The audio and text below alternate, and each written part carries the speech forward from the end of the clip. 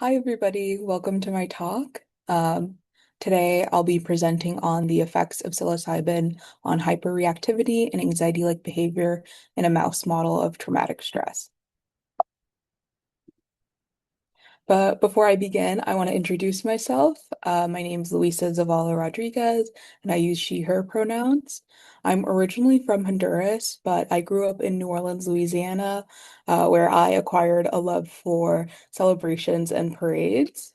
Uh, After college, I found myself back here pursuing a PhD in neuroscience at Tulane University in Jonathan Fadok's lab, which is where I work on the research I'll be presenting today. So one of the main research focuses in our lab is the neurobiology of fear, and specifically how it's related to post-traumatic stress disorder, or PTSD. So PTSD is this mental health condition that's triggered by experiencing or witnessing a traumatic event.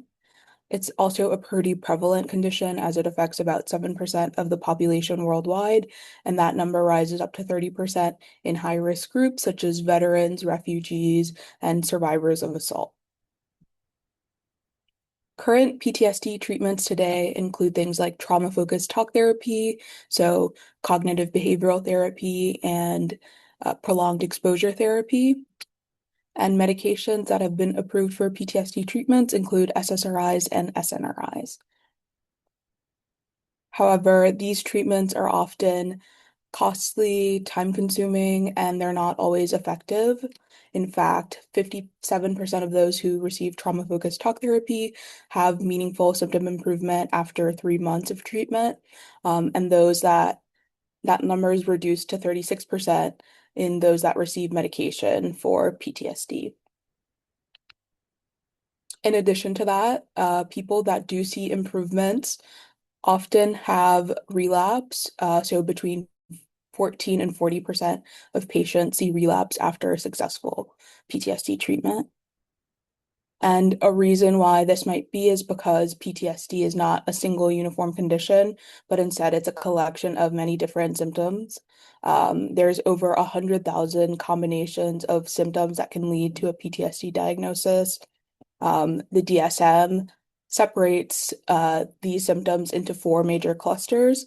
The first is the intrusion cluster, which includes symptoms like painful, repetitive, and involuntary memories, dreams, and flashbacks of trauma.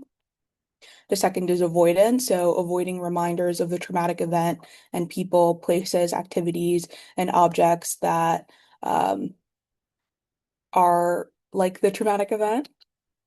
And then there's the alterations in cognition and mood symptom cluster, which includes symptoms like difficulty remembering, negative thoughts like guilt, anger, shame, and fear, anhedonia, and feelings of detachment. And the final symptom cluster is alterations in arousal and reactivity. So angry outbursts, having self-destructive or self-defensive behaviors, being easily irritated or startled, and having difficulty concentrating or falling asleep. And since each of these symptom cluster has its own behaviors and emotions um, associated with it, there's a high chance that they have unique biological mechanisms that drive them.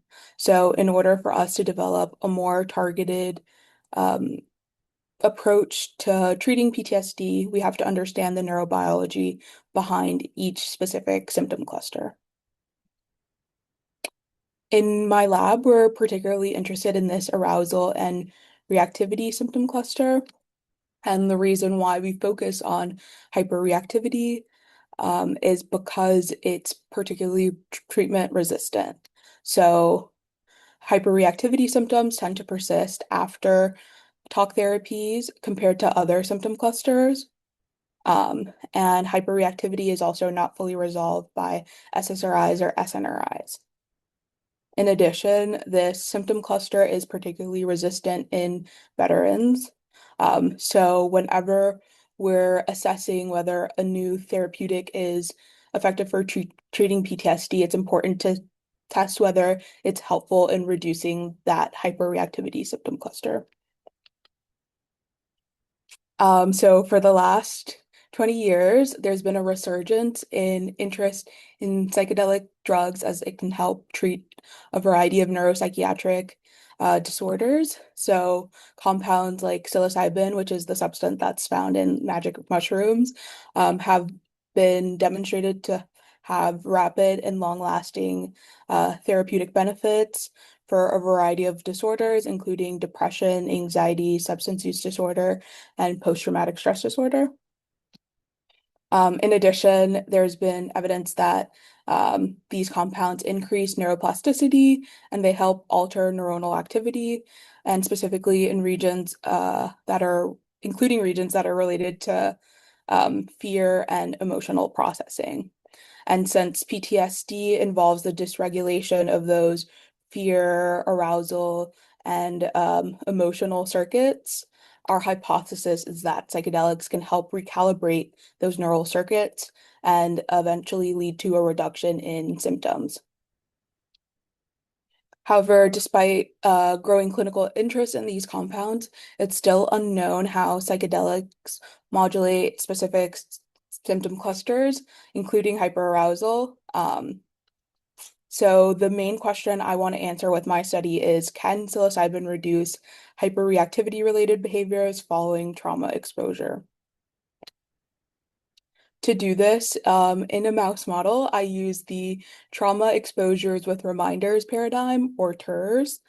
So for this model, we first establish a baseline of anxiety-like and hyperreactivity behaviors. This is then followed by our trauma exposure day, where mice are placed into a brightly lit compartment and are allowed to explore. And once they enter the dark side, they receive a foot shock stressor. This is then followed by 6 situational reminders of the event, where mice are placed into the light side but are not allowed to cross to the dark side. I like to think of this as kind of like our trauma exposure being like going to the dentist and having teeth pulled, whereas the reminder session being like placed back into the dentist waiting room. And since we're interested in the effects of psychedelics, before our final reminder, we administer psilocybin or a saline vehicle before placing them back into the situation. And finally, we do additional anxiety-like and hyperreactivity behavior test to see how trauma and psilocybin has changed their behavior. So the first test that we do is this hyperreactivity behavioral test called the acoustic startle response test. So for this test, mice are placed into a chamber that records their force of movement. So after a loud noise stimulus is played, it helps detect how much the animal startles to that noise. And the reason why we do this is because hyper-reactivity and exaggerated startle is one of the key um, symptom features in our alterations in arousal and reactivity symptom cluster.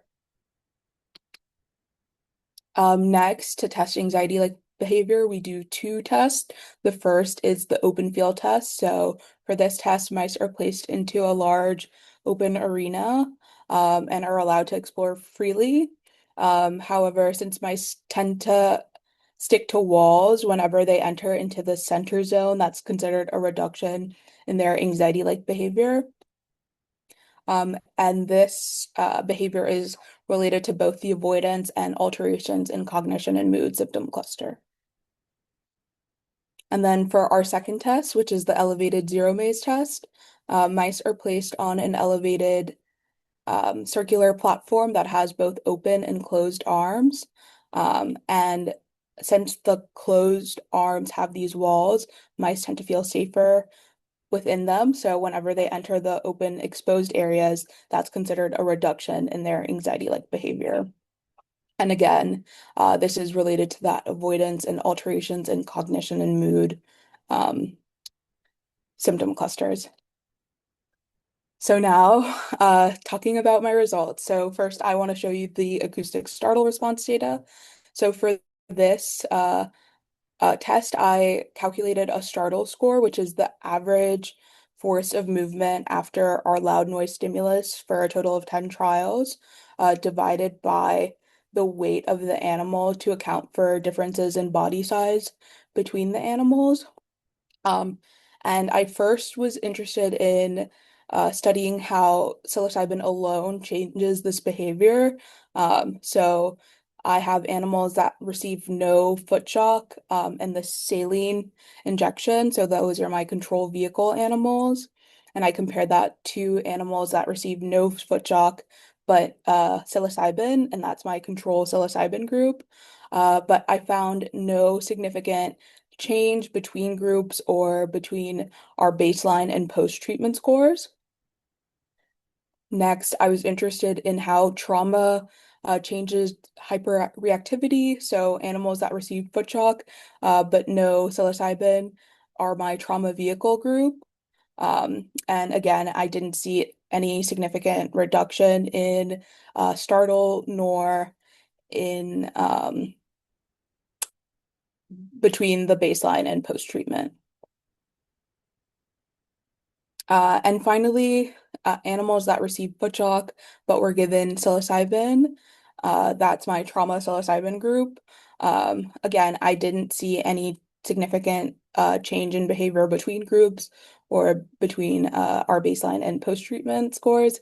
So it led me to, it indicates that psilocybin nor trauma alters that hyperreactivity behavior. Um, and then next, I analyzed my anxiety-like behavior data for the open field test.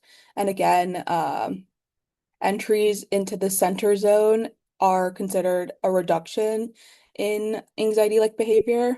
But here I did find a significant result in the animals that received foot shock and were given psilocybin. There was a significant reduction in their center zone entries, which indicates an increase in their anxiety-like behavior. Um, and for my elevated zero maze results, which is that more fear-provoking environment, again, entries into the center zone are considered reductions in anxiety-like behavior. I um, similarly saw reductions in entries in my trauma psilocybin group, which would indicate more anxiety-like behavior. However, we also saw that change in our control vehicle group. So that may indicate that it's not specific to being exposed to trauma and psilocybin. So, in conclusion, from the data that I presented today, um, we saw that hyperreactivity behavior was not modulated by psilocybin nor trauma exposure, and that's related to that alterations in arousal and reactivity cluster. Then psilocybin administration after stress led to an increase in anxiety-like behavior in both the neutral and fear-provoking environments, and that's related to those avoidant and alterations in cognition and mood symptom clusters. I do want to acknowledge some limitations of the study. This is an ongoing study where I'm still running cohorts. So as I increase the statistical power, some things might look a little bit different.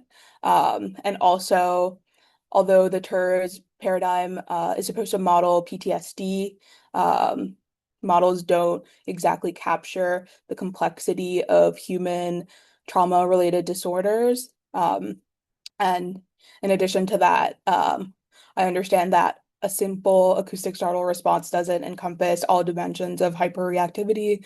There's different behaviors and modalities of startle and hyperreactivity that we didn't test with our study.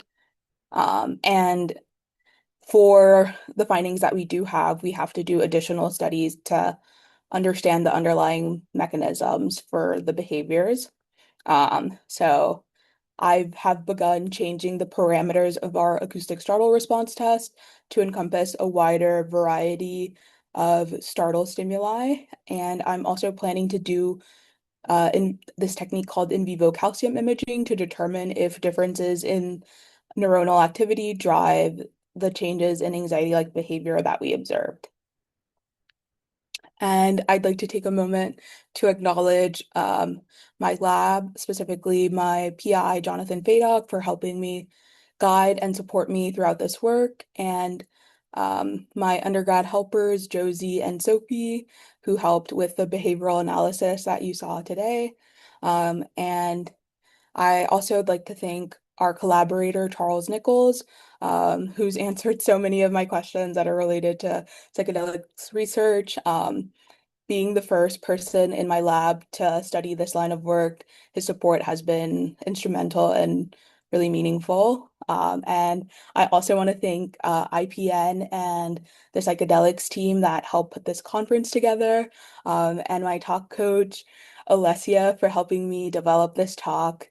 Um, and I also want to thank you for your time and attention, and I'd be happy to take any questions.